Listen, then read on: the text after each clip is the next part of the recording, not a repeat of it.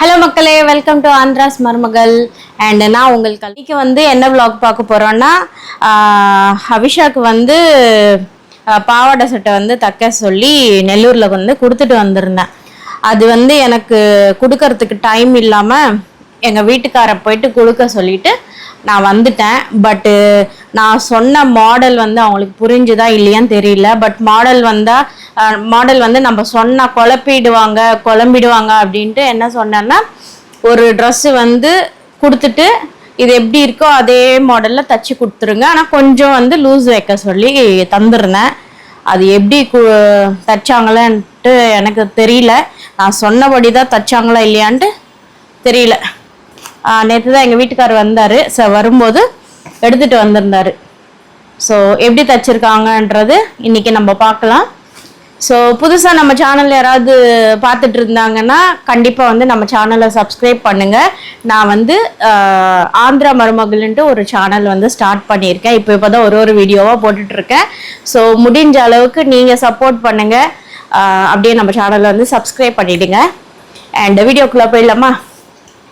வீடியோக்குள்ள போலாம் வாங்க.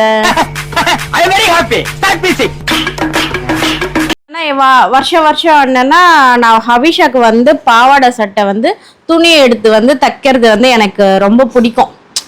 ரெடிமேட்ல வாங்குறத விட மெட்டீரியல் வாங்கி தைக்கணும், அது வந்து நம்மளுக்கு பிடிச்ச மாதிரி மாடல் சொல்லி வந்து தைக்கணும்ன்ட்டு எனக்கு ரொம்ப இஷ்டம். இருந்தேன், கரீம்நகர்ல இருந்தேன். அப்போ வந்து எங்கள் வீட்லேயே அப்பார்ட்மெண்ட்ல ஒரு நெய்பர் வந்து தச்சிட்டு இருந்தாங்க. அவள் வந்து என் ஃப்ரெண்டு தான். ஸோ அவகிட்ட வந்து கொஞ்சம் ஹவிஷா வளர வந்து ஒரு 2 இயர்ஸ் பாப்பா 3 இயர்ஸ் பாப்பா அந்த ஏஜில் வந்து ஒரு 4-5 அந்த பொங்கல் அது வரும் இல்லையா, பொங்கலுக்கு போகி பொங்கல், மாட்டு பொங்கல், அந்த மாதிரி விநாயகர் சதுர்த்திக்கு, கிருஷ்ண ஜெயந்திக்கு அந்த மாதிரி நிறைய வந்து பாவாடை சட்டை மெட்டீரியல் வாங்கி தச்சிட்டு இருந்தேன். அப்போல்லாம் ஹவிஷாக்கு அவ்வளோவா துணியெல்லாம் தேவையில்லை. அப்போ சின்ன பாப்பா இல்லையா, அப்போ வந்து மெட்டீரியல் நம்மளுக்கு கொஞ்சமாக தான் போதும். அதனால நிறைய துணி வாங்கிட்டு வந்து தச்சிட்டு இருந்தேன். இப்போ கொஞ்சம் வளர என்ன ஆச்சுன்னா, நம்ம துணி எடுக்கணும்னா நம்ம சைஸுக்கு எடுக்க வேண்டியதாக வருது. எப்படின்னா ஒரு 3 மீட்டர்ஸ், பெரியவங்களுக்கும் 3 மீட்டர்ஸு, இப்போ ஹவிஷாக்கும் 3 மீட்டர்ஸு, 10 இயர்ஸ் வந்துட்டால அதனால 3 மீட்டர்ஸ் இருந்தால் தான் அந்த கேராக வந்து வருது. ஸோ ஃப்ரில்ஸ் நிறைய வரும்ல அந்த மாதிரி. ஸோ அதனால இப்போ என்ன பண்ணேன்னா, இந்த வாட்டின்ட்டுல ஒரு 2 வருஷமா என்ன பண்ணிட்டு இருக்கேன்னா, புடவை வாங்கிடுவேன். புடவை வாங்கிட்டு அந்த புடவையில இருக்கிற இது வந்து பாவாடை தச்சுட்டு பிளவுஸு முந்தானி இருக்கும் இல்லையா, பல்லு சொல்லுவாங்க, அந்த முந்தானி வந்து நல்லா டிசைன் வந்திருந்துதான் அந்த முந்தானியை வச்சியே பிளவுஸா தச்சுட்டு அந்த மாதிரி மாடல் சொல்லிட்டு இருந்தேன். ஒரு வாட்டி முந்தானி பிடிக்கலன்னு வச்சுக்கோங்களேன், அப்போ என்ன பண்ணுவேன், வேறு மெட்டீரியல் ப்ளவுஸ்க்கு மட்டும் தனியாக எடுத்துகிட்டு தச்சு கொடுத்துருவேன். இப்போ என்ன பண்ணியிருக்காங்க பார்த்துங்க. எனக்கு வந்து அங்கேருந்து கால் பண்ணி சொன்ன உடனே எனக்கு செம்ம காண்டாயிடுச்சு. நான் சொன்னது ஒன்று, ஆனால் அவர் டைலர்காரர் வந்து கடைசியில் நான் சொன்னதை விட அவர் செய்கிறது தான் செய்வார். இது வந்து ஒரு பட்டு புடவை 4000 கிட்ட ஆயிருந்தது. சரி, நான் என்ன நினச்சேன்னா, இது வந்து இந்த பார்டர்லெஸ் பாவாடை, இதுக்கு பார்டரே இல்லை. அதனால என்ன நினச்சேன்னா, இந்த லேஸ் வந்து வாங்கியிருந்தேன். இது வந்து நம்மளுக்கு ஒரு 9 மீட்டர்ஸ் லேஸ் கிட்ட வரும் இல்லையா, அந்த லேஸ் வந்து வாங்கிட்டு இதுக்கு இப்போ தான் இந்த பார்டர் போடுறதுக்கு ஸ்கேலப் பார்டர் போடுறது வந்து நல்ல ட்ரெண்டாக இருக்கு இல்லையா, அதனால அந்த ஸ்கேலப் பார்டர் மாதிரி ஒன்று வாங்கிட்டு, இது வந்து நம்மளுக்கு சாரீ ஃபுல்லாக வந்து எப்படி வந்துச்சு, நான் இவர் இந்த மாதிரி குழப்புவாருன்னு நினச்சி தான் நான் என்ன பண்ணேன், பாவாடைக்கு மட்டும் துணி கட் பண்ணி எடுத்துட்டேன். ப்ளவுஸ்க்கு கொஞ்சம் முந்தானியில் இருக்கிற கிளாத் வந்து எனக்கு பிடிக்கல. ஏன்னா இது கம்ப்ளீட்டாக கான்ட்ராஸ்ட், கீழே பார்டர் எதுவுமே தரவே இல்லை. ஆனால் முந்தானி என்ன கொடுத்துருக்காங்க, இந்த ப்ளூ கலர் முந்தானி கொடுத்துட்டாங்க. இந்த ப்ளூ கலர் முந்தானி வந்து கொடுத்துருந்தாங்க. இந்த புடவைக்கு இதுதான் கான்ட்ராஸ்ட், கம்ப்ளீட்டாக கான்ட்ராஸ்ட். எனக்கு வந்து இந்த கலர் பிடிக்கல. ஸோ ஹவிஷாக்கு வந்து இது தச்சு போடணுன்னா, ஏன்னா கீழே பார்டர் இல்லை. இது வந்து எதுக்கு நம்ம சுன்னி போட்டாலுமே, அதை ஷாலு துப்பட்டா போட்டாலுமே இந்த கலர்ல போட்டா ரெண்டும் கொஞ்சம் என்னவோ மாதிரி இருக்குமே அப்படின்ட்டு எனக்கு இந்த கலர் பிடிக்காம நான் என்ன பண்ணிட்டேன்னு இது சுத்தமா யூஸ் பண்ண வேண்டாம், இதுக்கு பார்டர் மட்டும் போடுங்க. பாப்பா வந்து 10 இயர்ஸ் தான், நம்மளுக்கு இந்த இடுப்பு அளவு இது இந்த பாவாடை வந்து லென்த்தா இருக்கும் இல்லையா, அதனால நான் என்ன சொன்னேன், மேலே இருக்கிற கிளாத் வந்து ஒரு 1/2 மீட்டர் கிட்ட எடுத்துக்கிட்டு பிளவுஸ்க்கு யூஸ் பண்ணுங்க. பிளவுஸ் வந்து அந்த பிரிண்ட் வர்ற மாதிரி பிளவுஸ்க்கு யூஸ் பண்ணுங்க.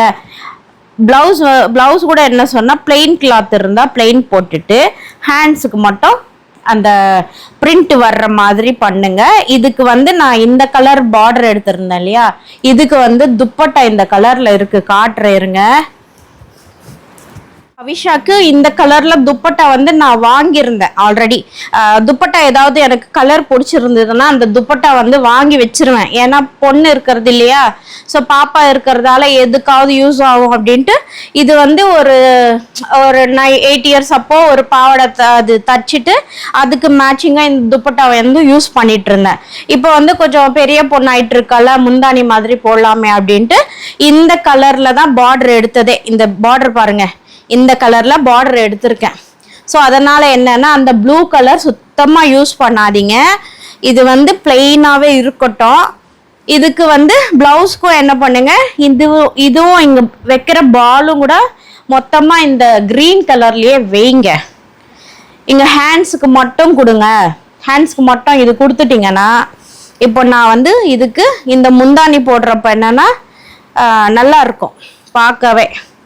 கீழே வந்து பார்டர் இருக்கும், ஹேண்ட்ஸுக்கு வந்து பார்டர் இருக்குமா.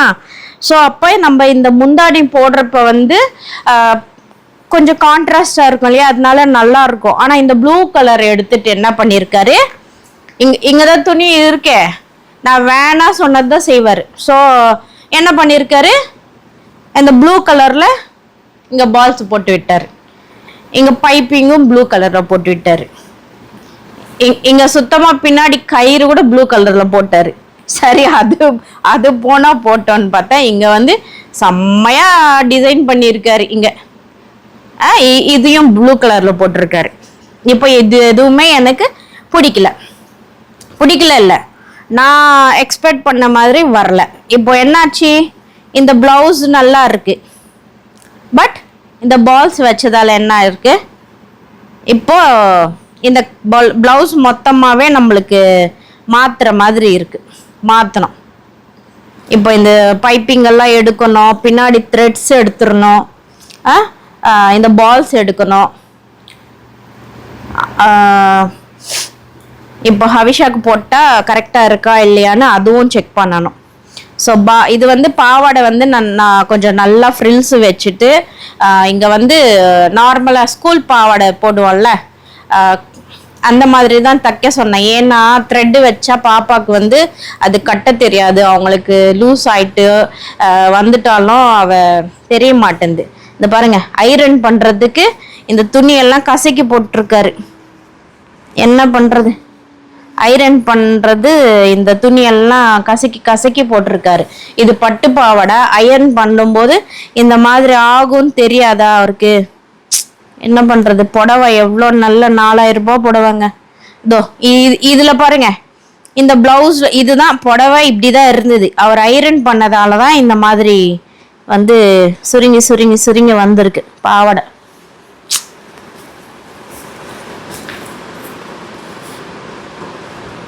ஐரன் பண்ணி போட்டிருக்காரு, சுருங்கி போயிருக்கு பாவாடெல்லாம். ஒன்றும் பண்ண முடியாது. இங்கே அங்கங்கே ஐரன் பண்ணாத இடத்துல எல்லாம் நல்லா இருக்கு, அயன் பண்ண இடத்துல எல்லாம் சுருங்கி போயிருக்கு பாவாடை. அவசரம், அவருக்கு ரொம்ப அவசரம் ஜாஸ்தி. எப்படி பண்ணியிருக்காரு பாருங்க. எங்கள் வீட்டுக்கார் வந்து அவருக்கு சொல்லணும். நான் இப்போதான் பார்க்குறேனே எப்படி தச்சிருக்கான்னு பார்க்கலாம் அப்படின்ட்டு பார்த்தேன். இந்த பாருங்க, இது ஒரு ட்ரெஸ்ஸுக்கு எடுத்தேன்னா இதுவும் ஒரு புடவை.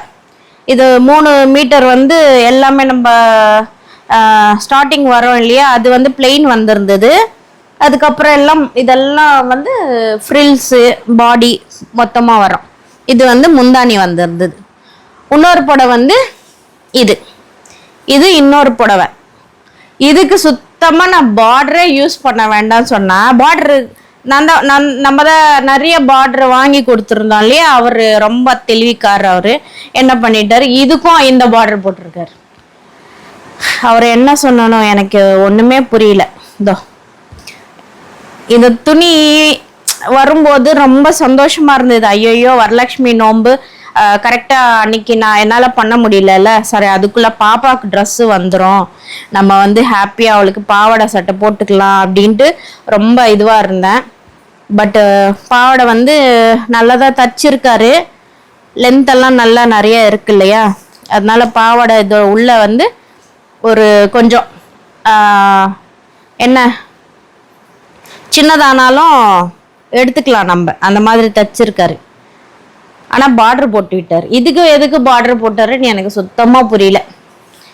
இது ஒரு புடவை, இந்த புடவை வந்து 4000. இது வந்து ரொம்ப கம்மி, 1500 2000 எவ்வளவோ இந்த புடவை.